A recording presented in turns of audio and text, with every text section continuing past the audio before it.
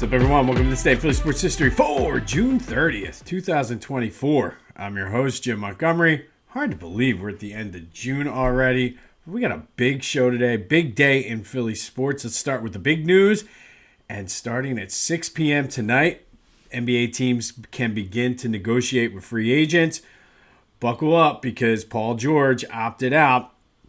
And maybe that was the plan for him and the Sixers all along, but really the only two teams that are really being linked to Paul George right now are the Magic and the Sixers. I at this point, I'm fine with that if that is the best available.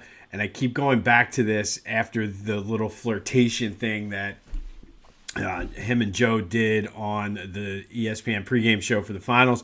If that's who Joe wants, what you've been doing with free agents hasn't necessarily been working out, so why not go for it? But I do think you need to get aggressive then and really kind of go all in to make sure you're building a team around those three, because Paul George and Joe both are injury prone, so you need to have those guys, those dogs coming off the bench. I guess if Paul George falls through, KCP and Ingram are still in play with trades, but I'd be hesitant to trade a ton, depending. I don't know. It'll be interesting to see how this all ends up playing out. Another intriguing name that I wouldn't mind seeing, which would be good for some of these young guys like McCain, is Seth Curry is a free agent now too. I wouldn't mind bringing him in on like a vet minimum or a 1-year deal or something. He can still shoot. Like, that's not something necessarily that goes away, but he can provide some minutes and then maybe even kind of work with McCain and some of the young guys on just how to get their spacing and things like that in the NBA. So it all starts at 6 tonight. All of this can begin. I don't know, legal tampering or whatever. I'm sure they already have been talking. They know kind of what's going to happen, but we'll see how is this the day that Paul George comes to Philly? I don't know. And like I said, I mean, there's not really much else out there. So if the big guy wants him and Tyrese can play with him, I say, welcome to Philly, Paul George. But we'll all see tonight at 6. I'll have updates for you tomorrow. Phillies, the offense is in trouble. And it's starting to be a little concerning since it's only been 2 games, so I shouldn't even say it's a trend.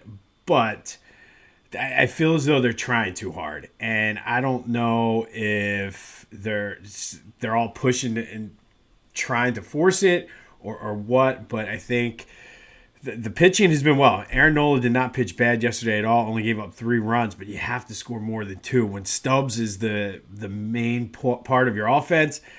That's not good, but I do think they're trying too hard. Even Rob Thompson acknowledged that in his press conference. So we'll see. And also, too, with the Marlins, if you think about back in the glory days, the 07-011 team, I feel as though the Nationals were a horrible team back then, but they always gave the Phillies fits. There's always that one team each year that no matter what their record is, you can throw it out. They're going to play tough. And it seems like right now the Marlins are that team for the Phillies. But they look to bounce back this afternoon. Ranger Suarez is on the mound. We need a dominant performance from him. I fully expect that and have a little bit of fun here on a Sunday. I like the Phillies on the run line. I have a feeling Sunday baseball, it's going to be hot down there. The offense is going to explode. So I like the Phillies on the run line today, and I will be betting that if you want to have some action on that. I'm not really sure. I think the total, I don't know what the total is, but I kind of like the over. And I know I'm basing this on absolutely nothing, just a gut feeling. But I have a feeling the Phillies offense is going to wake up today. It's going to be warm. It's going to be a Sunday. Crazy things happen on Sunday. So I look for the Phillies to win in a blowout today. And they need to. I mean, the Braves won yesterday, so the lead's down to 7 games. But I want to see that stay around 5.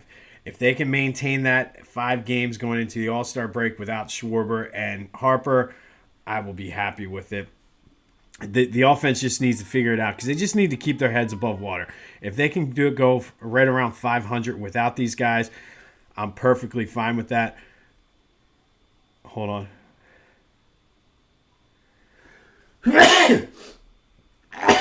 Ooh, man, excuse me. I wish I had a cough button or something. But you can help me out with that. Go to Philly Goat. We've been talking about the John Kruk is my spirit animal shirt. 10% of those sales go to Battle Brothers, and they are a great organization that does wonderful things for our veterans. So be sure to go to phillygoat.com, get that John Kruk is my spirit animal shirt, and help out veterans along the way. And while you're there, pick up the I have a toxic relationship with Philly sports, because truthfully, the Sixers take I just did is a perfect example of my toxic relationship with the Sixers. I believe, even though they've given me no reason to believe, but they're going to do it. So go to phillygoat.com, pick up both of those shirts, and then get some shoes to match. I haven't mentioned the shoes in a while, but they are comfortable. Excuse me, sorry. That rain just, I don't know what it is. After a rainstorm, my allergies are just terrible. But go to Philly Goat, use that promo code Jim Montgomery for 10% off your order. Get the Kruk is my spirit animal. Help out the veterans at Battle Brothers, or for the Battle Brothers Foundation, and you won't be disappointed. If you're a new listener and haven't gone to Philly Goat yet, check out their selection of shirts. They're one of the best in the business, and Ryan does a great job, and the shirts are just phenomenal. Flyers had a busy day 2 of the draft, and nothing they did was needle moving. And I don't know if that's good or bad. They have brought some talented guys in who will provide some depth, should get some playing time. But I feel as though they went all in for 2025, and I think that's a good thing. I think you give Mishkov a season here. You can figure out the goaltending situation. Let some of these young guys play. You are in a rebuilding mode, and if 2025 is your target draft, let some of these young guys in, see what you have, and then be able to make that big splash next year. Once I have some time to actually look through and break it down, I'll give more of the draft recap and just see where we are. But the future is bright for the Flyers. Like I said, get in on the ground floor. Pick up a shirt from Philly Goat. Why not? But I've been telling you, there's still room. And even the hardcore Flyer fans have been very adamant about, let's get the casual fans on. So go start following the Flyers. It's going to be a fun run here in Philly. Some Eagles news. And I like this. Devontae Smith at his charity softball event was asked about Nick Sirianni and gave the answer probably that Jalen should have given, but we won't hear from Jalen now till training camp. But he said he loves the role that Sirianni is in right now.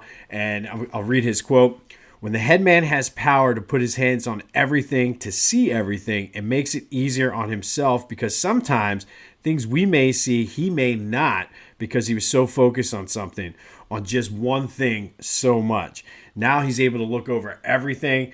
And I think that everybody who's saying, oh, he's just a figurehead, he's this, he's that, I disagree. I 100% disagree. And I think I'm 100% on board with Devontae here.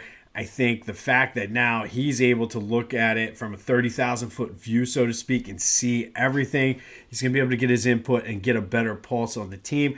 I really think because of just the way the offense started to struggle and him being an offensive guy, that's sort of what got lost in the shuffle last year, because he wasn't really able to focus and see. And by the time he was able to focus in on the defense, it was far too late, and that snowball had just gone. But an interesting quote, and I like the fact that Devontae said that, because it sort of confirms to me what I was thinking. Like, I don't necessarily see this as a problem, and I think that it was like a historic collapse. It was one of those things that the players all talked about it, that once they started, they tried too hard, and it just, because there were so many things that maybe Nick Sirianni didn't see internally. Obviously, we could all see what was happening on the field, but I think because he wasn't able to see what was happening maybe at the time, just like Devontae said, those small things that the players are able to see that maybe the coach isn't, because he's so focused on that one thing,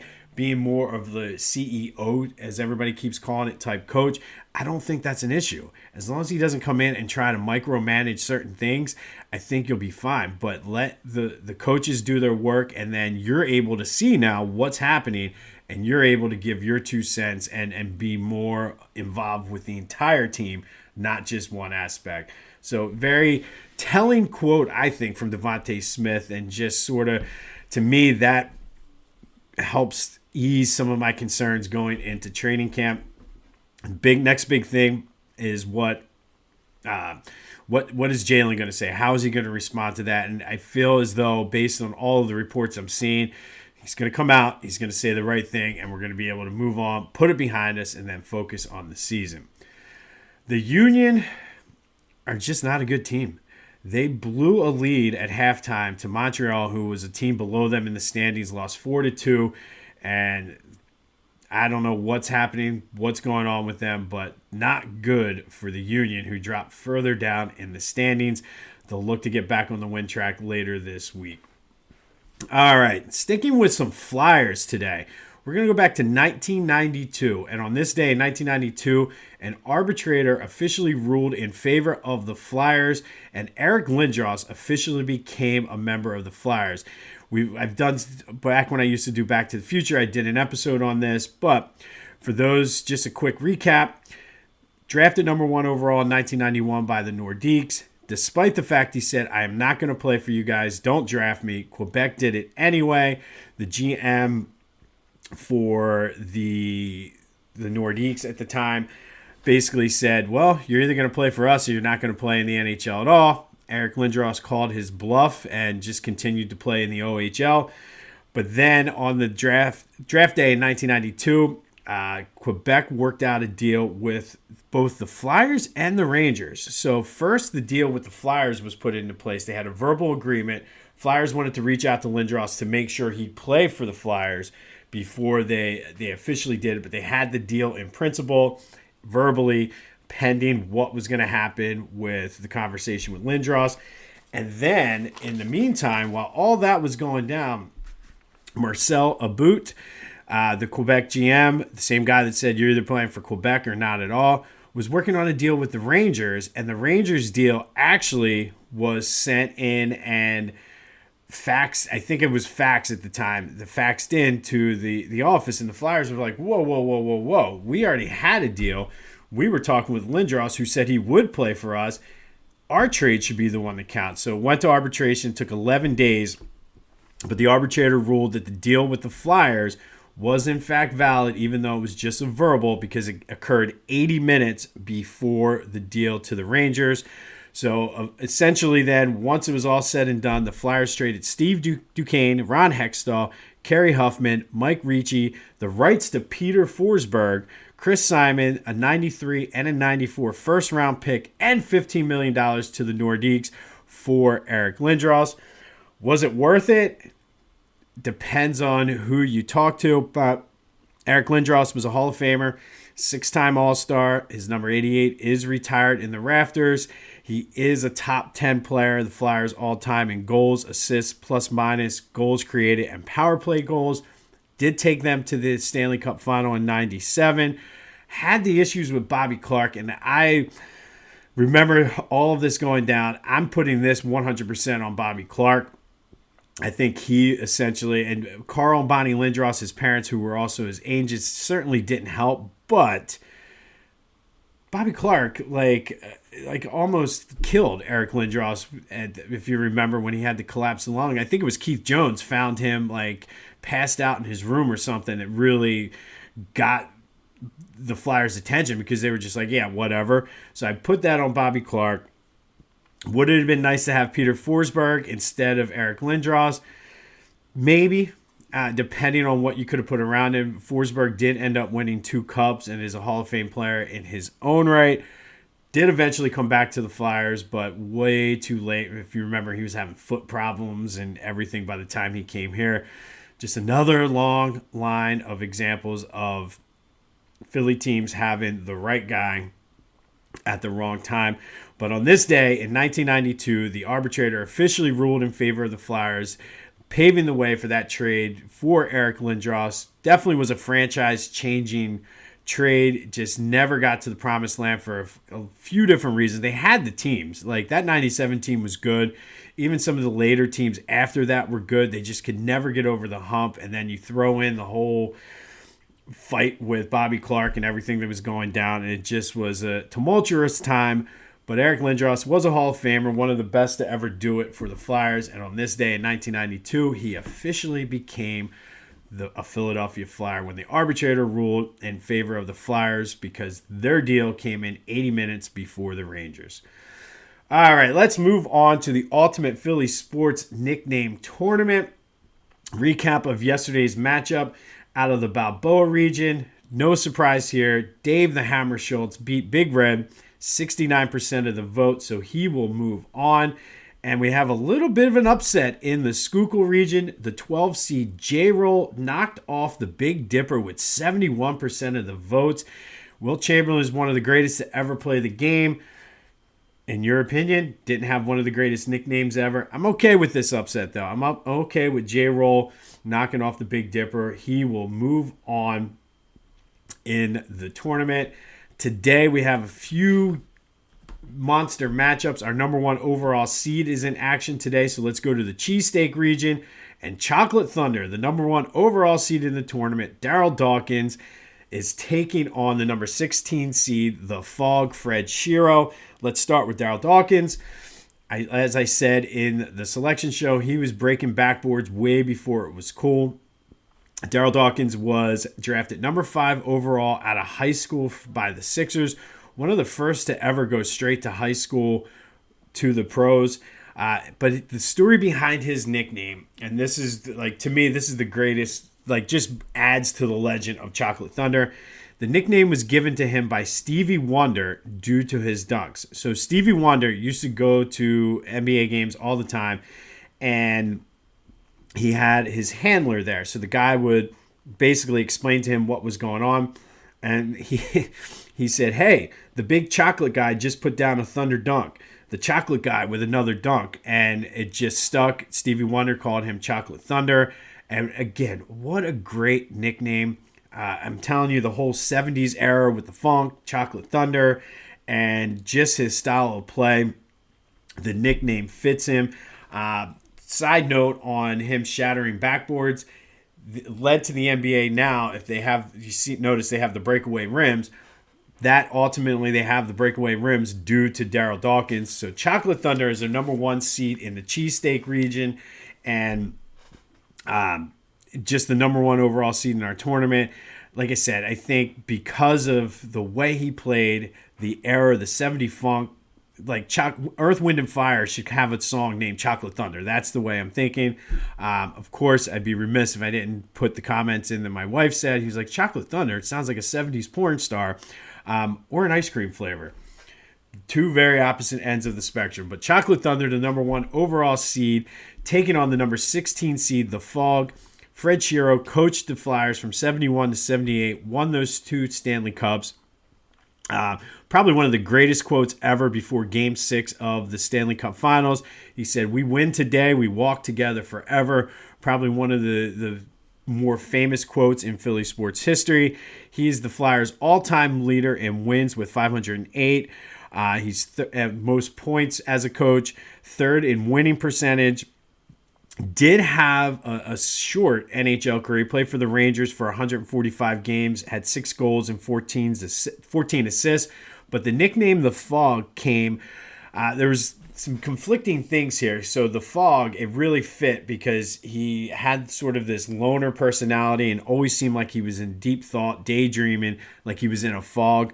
So that really hammered home the nickname, but he got the nickname because when he was playing a game in Minnesota in 1948, it was very humid and there was fog on the ice, and Fred Shiro claimed to be the only one to see the puck, so his teammates called him Freddie the Fog, which was eventually shortened to the Fog, and it's a name that stuck with him even when he was the coach. So now it is your turn.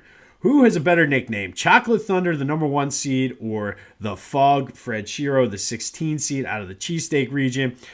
267-495-8531. That's the Back to the Future voice and text line. Leave a voicemail. Text me.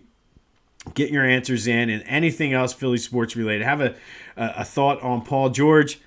Leave me a message and let me know what you're thinking about that. But first matchup out of the Cheesesteak region, the number 1 seed, Chocolate Thunder, taking on the number 16 seed, the Fog. And then another heavyweight matchup. And and out of the Ben Franklin region. The winner of this game will take on World B Free. But let's start. It's the number 5 seed, the Bull, taking on the number 12 seed, Schmitty / Michael Jack. I'll get more into why I'm leaving both of them in there in a minute. But let's start with Greg Luzinski, the Bull. He was the number 11 overall pick of the Phillies in 1968. Played 11 years in Philly, hit 223 homers, 281 RBI. He's in the Phillies Wall of Fame. He was a 4-time All-Star. Led the National League in RBI in 1975. He is a World Series champ. Not so good on defense, but his offense surely made up for it. I'm getting Kyle Schwarber vibes from Greg Luzinski. But from 1976 to 1978, he hit in each of the postseason games that the Phillies played, but probably more remembered for Black Friday when he was not subbed out for defense, and it cost the Phillies the game in the NLCS against the Dodgers. Still involved with the team today, Bull's Barbecue. And he got the name the Bull due to his just ridiculous strength. And he's even kind of built like a bull. So Greg Luzinski is our number 5 seed in the Ben Franklin region. He is taking on the number 12 seed, Schmitty / Michael Jack. This is a tough one for me because you know how I feel about Mike Schmidt. Somewhere my grandmother is looking down on me saying, what are you doing? Why is Mike Schmidt only a 12 seed? But as I said, plays on name, and everybody who's got the last name Schmidt is known as Schmitty. Michael Jack is pretty cool, though, given to him by Harry Kalas. But Mike Schmidt is the GOAT. 12-time All-Star, 3-time MVP, World Series champion, World Series MVP, my all-time favorite, 548 home runs, best third baseman ever to play the game. Yes, ever. And for you youngsters out there, if you don't believe me, look it up. The dude obviously could hit, but he was just insane in the field. 10-time Gold Glove winner, I should say. His number 20 is retired by the Phillies. He hit 4 home runs in a game one time. He is on the Major League Baseball all-time team, not a decade team, not this, that, or that, the all-time Major League Baseball team with greats like Willie Mays and Hank Aaron and Babe Ruth, Lou Gehrig, and you got Mike Schmidt there at third base, and I 100% agree with him. But again, this is where it's tough for me because of the nickname. Michael Jack is cool, but that's more of a Philly-specific thing due to Harry Kalas. I don't necessarily know if you just use first and last what or first and middle, if that really constitutes, but Michael Jack is a cool name. Michael Jack Schmidt, home run, long drive. I'm okay if there's an upset here. I will say this. I know Mike Schmidt is seated kind of low. I'd be okay with an upset. But again, now it's your turn. Is it the number 5 seed, the Bull, number 12 seed, Schmitty / Michael Jack out of the Ben Franklin region, and then the Cheesesteak region, our number 1 overall seed, Chocolate Thunder, takes on the Fog, Freddie Shiro, Freddie the Fog. Get your votes in. Who has the better Philly sports nickname? 267-495-8531. That's the Back to the Future voice and text line. You can also hit me up on any of my social media, Jimbo_Mont at Twitter and TikTok, at Philly Jimbo on Instagram, Facebook, LinkedIn. But whatever you do, subscribe to the YouTube channel, Jimbo_Mont. That is the big thing that's going to help the podcast out because YouTube, the more people interact with you on YouTube, the more you get played into playlists and things like that. So you can always vote and comment on YouTube as well. But it's Chocolate Thunder versus the Fog and the Bull versus Schmitty / Michael Jack. Your turn to tell me who has the greatest Philly sports nickname out of those two matchups. As I mentioned, Phillies in action today. Need a big game out of Ranger. I'm looking for the offense to explode. Is today the day that Paul George comes to Philly? We will find out in just a few short hours. On this day in 1992, Eric Lindros officially became a Flyer when the arbitrator ruled in favor of the Flyers that their trade with the Quebec Nordiques was in fact valid, more so than the Rangers trade because the Flyers trade came first. And then it was just an up and down career in Philly, but one of the greatest to ever do it, number 88. Let me know your thoughts, too, on the Nick Sirianni situation. That, to me, was the vote of confidence I would have liked to have seen, like I said, from Jalen. However, coming from Devontae makes me feel good because he's saying what I was thinking, sort of backs me up on that. Whether he believes it or not, doesn't matter. He said it, so I'm looking forward to that. But good stuff there from Devontae saying that he likes Nick's role and thinks he's going to be a better coach because of it. Be sure to go to Philly Goat, get the Cruck is My Spirit Animal, help out the Battle Brothers Foundation that does great things for our vets. Going to be a hot one today. I think the clouds and everything are going to clear up, but it's a good pool day. Good day to watch the Phils gear up for the NBA free agency starting tonight at 6. This has been, though, This Day in Philly Sports History for June 30th, 2024. I'm Jim Montgomery. Go have yourselves a Sunday, and until next time, I'll see you when I see you.